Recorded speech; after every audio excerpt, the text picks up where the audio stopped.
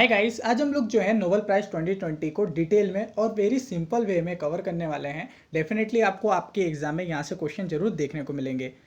तो सबसे पहले कुछ बेसिक जान लेते हैं हम लोग नोबेल प्राइज़ के बारे में। तो देखिए, जैसे आप लोग को मालूम है कि जो अल्फ्रेड नोबेल हैं, अल्फ्रेड नोबेल की याद में जो है ये प्राइज़ दिया जाता है। उन्होंने डायनामाइट की खोज करी थी और वो रातों रात बहुत अमीर हो गए थे। और देखिए, शुरुआत में ये जो नोबेल प्राइज़ है ये 5 फील्ड में दिया जाता था। इनको आपको अच्छे से ध्यान रखना है: केमिस्ट्री, लिटरेचर, पीस, फिजिक्स और जो फिजियोलॉजी और मेडिसिन है। ठीक है, तो इसमें दिया जाता था। और जो नोबेल फाउंडेशन है, जो कि एक प्राइवेट इंस्टीट्यूशन है, ये इस्टेब्लिश किया गया था 1900 में। और ये अल्टीमेटली रिस्पॉन्सिबल होता है जो अल्फ्रेड नोबेल के इंटेंशन है उनको फुलफिल करने के लिए। और फर्स्ट अवार्ड जो दिया गया था नोबेल अवार्ड, वो 1901 में दिया गया था। अब देखिए, किसी भी सड़क छाप को या किसी भी झोला छाप डॉक्टर को ये नोबेल प्राइज़ दे दिया जाता है क्या? आखिर कौन होता है जो ये डिसाइड करता है कि किसको नोबेल प्राइज़ दिया जाना चाहिए या किसे नहीं दिया जाना चाहिए? तो देखिए, जो अल्फ्रेड नोबेल थे, स्पेशली जो है इन्होंने इंस्टीट्यूशन जो थे वो डेसिग्नेट किए थे, जिसमें से है royal Swedish academy of science, जो कि ये डिसाइड करती है फिजिक्स और केमिस्ट्री के क्षेत्र में किसी नोबेल प्राइज़ दिया जाना चाहिए। और उसके बाद जो है कारोलिंस्का इंस्टीट्यूट, जो कि ये डिसाइड करती है फिजियोलॉजी और जो मेडिसिन के क्षेत्र में किसे नोबेल प्राइज़ दिया जाना चाहिए। ऐसे स्टूडेंट्स एकेडमी है जो कि डिसाइड करती है लिटरेचर के क्षेत्र में किसको नोबेल प्राइज़ दिया जाना चाहिए। देखिए, 5 पर्सन की एक कमेटी होती है जिसमें जो पर्सन इलेक्ट किए जाते हैं वो नॉर्वेजियन पार्लियामेंट द्वारा जो है इलेक्ट किए जाते हैं। और ये डिसाइड करते हैं कि जो नोबेल पीस प्राइज़ है वो किसको दिया जाना चाहिए। देखिए, ये जो 5 फील्ड है, 5 फील्ड में जो है अल्फ्रेड नोबेल के टाइम ही जो है इस्टेब्लिश कर दिया गया था कि इन 5 फील्ड में नोबेल प्राइज़ दिया जाएगा। लेकिन जो इकोनॉमी के क्षेत्र में अगर हम लोग देखें तो 1968 में एक स्वीडिश रिस बैंक जो है उसने इस्टेब्लिश किया था स्वीडिश रिस बैंक प्राइज़। तो ये इकोनॉमिक साइंस में दिया जाएगा और जो कि किसकी मेमोरी में? अल्फ्रेड नोबेल की मेमोरी। और देखिए, जो royal Swedish academy of science है, इसके द्वारा जो है डिसाइड किया गया था फर्स्ट टाइम कि किसको जो है इकोनॉमी के क्षेत्र में दिया जाना चाहिए। ये 1969 में स्टार्ट किया गया था। शुरुआत में जो मैंने 5 फील्ड बताए थे आपको, जो हमारे ये केमिस्ट्री, लिटरेचर और पीस और फिजिक्स और फिजियोलॉजी और मेडिसिन है। देखिए, इसमें जो फंड दिया जाता है वो अल्फ्रेड नोबेल की जो वसीयत है उसी से दिया जाता है। लेकिन अगर हम लोग इकोनॉमिक प्राइज़ के बारे में बात करें तो यहाँ से जो डोनेशन मिलता है वो स्वीडिश रिस्क बैंक के माध्यम से मिलता है। ठीक है, तो इसको आपको ध्यान रखना है। तो अब हम लोग बात करते हैं कि 2020 का नोबेल प्राइज़ किस किस को मिला है। तो सबसे पहले बात करते हैं फिजियोलॉजी, यानी कि जो मेडिसिन की फील्ड में किस किस को नोबेल प्राइज़ मिला है। तो मेडिसिन की फील्ड में जो नोबेल प्राइज़ मिला है वो हार्वे अल्टर और जो हॉटन और एम राइस। ठीक है, इसमें से ये जो 2 हैं ये आपको यूएसए के देखने को मिलेंगे और जो बीच वाले हैं ये यूके के हैं। आखिर इनको क्यों मिला है? इन्होंने क्या करा था, हेपेटाइटिस सी जो वायरस है उसकी खोज करी थी। तो इनकी खोज के बाद से ये पॉसिबल हो पाया है ब्लड टेस्ट के माध्यम से कि किसको हेपेटाइटिस सी वायरस है, किसको नहीं है। और इसी खोज के बाद ही जो है इसकी मेडिसिन खोजी जा सकती है। और ये खोज के माध्यम से जो मिलियंस ऑफ लोग हैं ना, उनकी जान बची है। तो काफ़ी डिस्कवरी करना, अगर देखिए कोरोना वायरस है, कोरोना वायरस अगर कोई बताने वाला नहीं होता कि किसको कोरोना है या कोरोना कैसे होता है, तो आप ये बताइए कि कितने सारे लोगों को हो जाता। आज आपको मालूम नहीं होता कि हमारे इंडिया में किसी को कोरोना है। और जब तक हमें तब मालूम चलता है जब काफ़ी सारे लोग जो है ऑलरेडी डाइड हो जाते हैं। तो एक वायरस की खोज करना अपने आप में ही काफ़ी बड़ी बात होती है। हेपेटाइटिस आखिर होता क्या है? ये इन्फ्लेमेटरी कंडीशन होती है हमारे लीवर में। मेनली जो हमारे लीवर में कैंसर होता है ना, उसी को ही हम लोग हेपेटाइटिस कह सकते हैं। कॉमनली ये जो है एक वायरल इन्फेक्शन है, लेकिन अदर पॉसिबल जो है उससे भी हो जाता है, जैसे कि जो है ऑटो इम्यून रिस्पॉन्स, मतलब आपका इम्यून सिस्टम जो है वो अपने आप रिस्पॉन्स करने लगता है। और मेडिसिएशन, ड्रग्स, टॉक्सिन और एल्कोहल से भी जो है ये वायरस हो सकता है। और 5 मेन हेपेटाइटिस हैं, ए बी सी डी। ठीक है, तो इन्होंने किसकी खोज करी थी? हेपेटाइटिस सी वायरस की खोज करी थी। और आपको यहाँ पर एक फैक्ट ध्यान रखना है कि जो वर्ल्ड हेपेटाइटिस डे है वो कब बनाया जाता है। तो एवरी ईयर 28 जुलाई को जो है वर्ल्ड हेपेटाइटिस डे बनाया जाता है।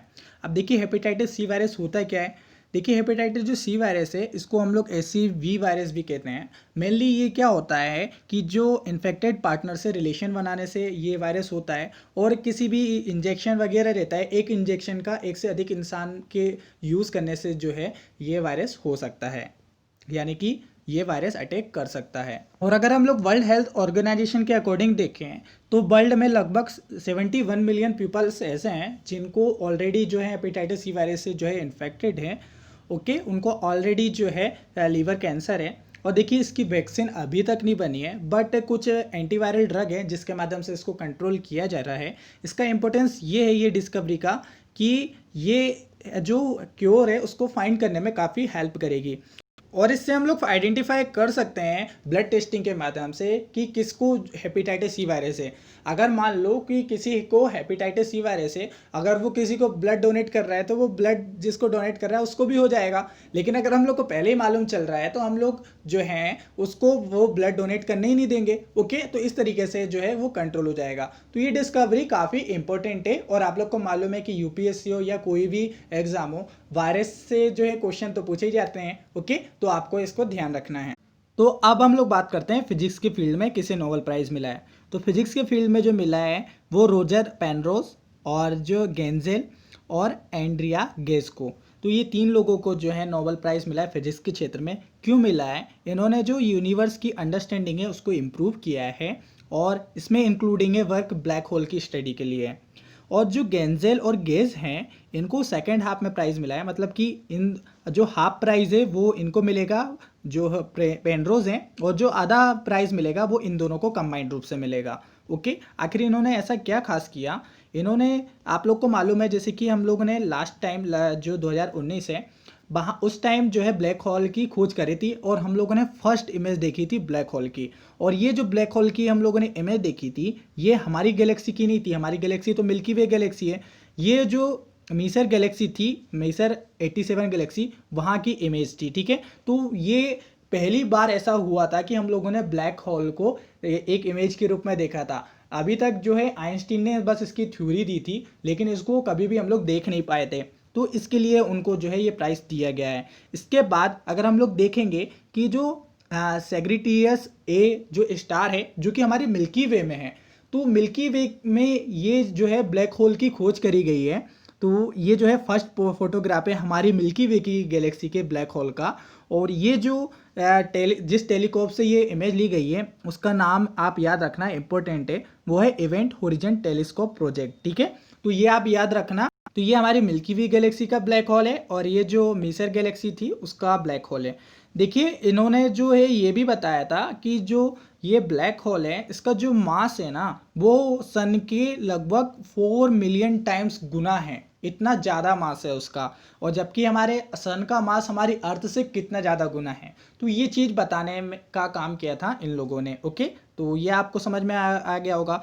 तो जो डॉक्टर गेज हैं ये 4th वुमेन है जिनको नोबेल प्राइज़ मिला है फिजिक्स के फील्ड में। इससे पहले भी जो है 3 लोगों को ऑलरेडी मिल चुका है। अब बात करते हैं हम लोग केमिस्ट्री के फील्ड में। तो केमिस्ट्री के फील्ड में जो नोबेल प्राइज़ मिला है 2 लोगों को जॉइंटली मिला है। इसमें है कारपेंटर से भी आप याद कर सकते हैं, और है जेनिफर। तो इन्होंने आखिर क्या किया था? इन्होंने जो CRISPR-Cas9 है यानी कि जो जीनोम एडिटिंग के लिए जो इनको नोबेल प्राइज़ मिला है। तो ये इंपॉर्टेंट क्यों है? अगर आप लोग यूपीएससी का प्रीलिम का क्वेश्चंस देखेंगे 2018 का, 2019 का, और इनफैक्ट जो अभी 2020 का है, इन तीनों ईयर में जो है CRISPR-Cas9 से जो है क्वेश्चन पूछे गए हैं। CRISPR-Cas9 क्या है? तो पहले तो इसका फुल फॉर्म आप लोग याद रख लीजिए, क्लस्टर्ड रेगुलरली जो है इंटरस्पेस शॉर्ट और पैलिंड्रोमिक रिपीट्स। ठीक है, तो ये इसका फुल फॉर्म होता है। आखिर ये जो मेथड है ये है क्या? जो जीनोम क्या होता है पहले ये जान लीजिए। जो हमारा जीन्स होता है, जीन्स क्या होता है? ये क्या होते हैं? हमारी सेल होती है। ठीक है, सेल के अंदर होता है न्यूक्लियस, न्यूक्लियस के अंदर होता है न्यूक्लियस, उसमें होते हैं हमारे क्रोमोसोम, क्रोमोसोम के अंदर होते हैं हमारे डीएनए। ये आपको दिख रही हैं, ये इसमें डबल हेलिक्स होता है, ये होते हैं हमारे डीएनए। डीएनए में होते हैं हमारे एडेनिन, ग्वानिन, थायमिन। ओके, ये होते हैं। अब क्या होता है, ये जो CRISPR-Cas9 है ये एक एडिटिंग टूल है, यानी कि कटिंग टूल है, इसको आप कह सकते हो। ये एक तरीके की कैंची है जो कि हमारे डीएनए में कोई इन्फेक्टेड अगर जीन है उसको ये कट कर देती है, उसको वहाँ से निकाल देती है। जैसे ये आपको दिख रहा है, तो ये खराब जो हमारा इन्फेक्टेड जीन है उसको निकाल देती है। तो इसको जीन एडिटिंग मेथड भी कहते हैं, या ये जो है एक तरीके का जीन एडिटिंग टूल है। तो ये आपको समझ में आ गया CRISPR-Cas9 है।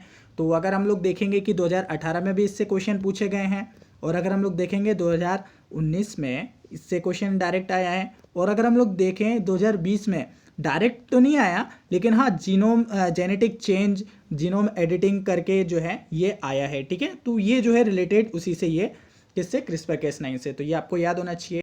और लिटरेचर के क्षेत्र में बात करें तो लुइस ग्लक को जो है ये मिला है, इन्होंने अनमिस्टेकेबल पोइट वॉइस, यानी कि उसमें कोई मिस्टेक्स नहीं होती थी और इजीली जो है एक आम आदमी को भी अच्छे से समझ में आ जाए, जो कि अप्लाई होती है, जो कि यूनिवर्सल एग्जिस्टेंस रखती हैं, इस टाइप का लिटरेचर के इन्होंने इसमें योगदान दिया है। इनको पुलित्जर पुरस्कार भी मिला है ग्लक को। ओके, तो ये भी आप ध्यान रख सकते हैं, बस इनका नाम याद रखना, इतना ज़्यादा इंपॉर्टेंट नहीं है। इसके बाद बात करते हैं पीस प्राइज़ के बारे में, ये काफ़ी इंपॉर्टेंट है। तो इस बार जो पीस प्राइज़ मिला है ये किसी पर्सन को नहीं मिला है, ये एक ऑर्गेनाइजेशन को मिला है, ये है वर्ल्ड फूड प्रोग्राम। ठीक है, तो वर्ल्ड फूड प्रोग्राम का शॉर्ट फॉर्म आप ध्यान रखना। अब देखिए ये जो इस्टेब्लिश की गई थी ये 1961 में की गई थी, जो कि FAO यानी कि फूड एंड एग्रीकल्चर ऑर्गेनाइजेशन और जो यूनाइटेड नेशन जनरल असेंबली है उसके द्वारा इसको इस्टेब्लिश किया गया था, याद रखना है। इसका हेड क्वार्टर आपको रोम इटली में देखने को मिलेगा।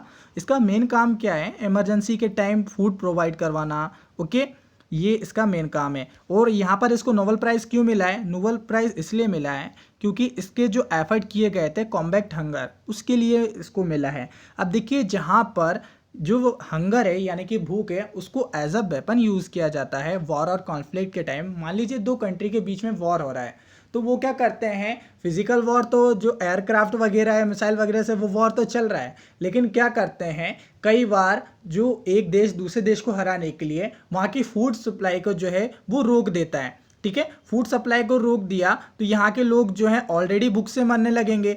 तो इसी टाइम में जो है काम करता है वर्ल्ड फूड प्रोग्राम।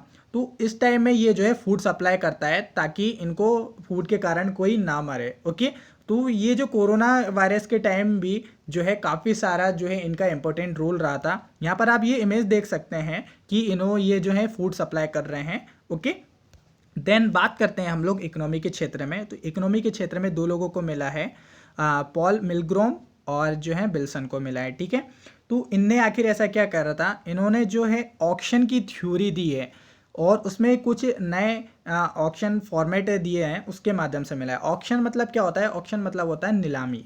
तो ऑक्शन मीन मतलब कि नीलामी, जैसे सरकार क्या होती है बहुत सारी चीज़ों का प्राइवेटाइजेशन कर देती है, जैसे रेलवे का प्राइवेटाइजेशन और भी कई सारे इंस्टीट्यूशन और भी कई सारी जो हैं कंपनी वगैरह उनको प्राइवेट कर देती है, तो उसके लिए जो है वो ऑक्शन करवाती है, नीलामी करवाती है। ओके, तो इसमें होता क्या है कि पहले जब ये नीलामी कर रही है, देखिए ये इसमें से समझिए, अगर सरकार या कोई भी इसके नीलामी कर रहा है तो इनमें से कोई जो है इसको बोली लगाएंगे यानी कि बिड्स लगाएंगे, तो जिसको इसकी वैल्यू मालूम होगी कि आखिर इसकी वैल्यू कितनी है तो वो सबसे पहले उसको खरीद लेगा। लेकिन क्या होता था, कई बार क्या होते थे, इसकी ओवर वैल्यू कर देते थे लोग, यानी कि इसको 50 रुपये में, जैसे मान लो कि ये जो है ये वस्तु कितने की है, ये उसने 50 रुपये में उसकी बोली लगाई, 50 रुपये में खरीदी, लेकिन बाद में इसकी जो मार्केट डिमांड थी वो क्या हो गई, घट गई, और इसने ये जो बेचा वो 30 रुपये में बेचा, तो इसका जो प्राइस मिला इसको जो ये 20 रुपये का घाटा हो गया।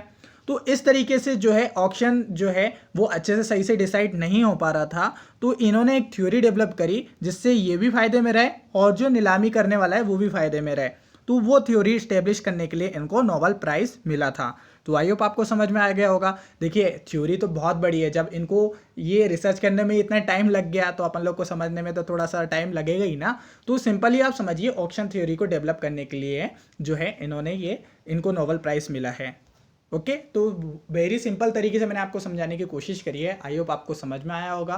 तो वीडियो कैसी लगी आप कमेंट करके ज़रूर बताइएगा, और दोस्तों के साथ शेयर करने का आइडिया तो बिल्कुल बुरा नहीं है। चैनल पे नए हैं तो चैनल को सब्सक्राइब कर सकते हैं। मिलते हैं अगले वीडियो में, तब तक के लिए थैंक यू एंड बाय।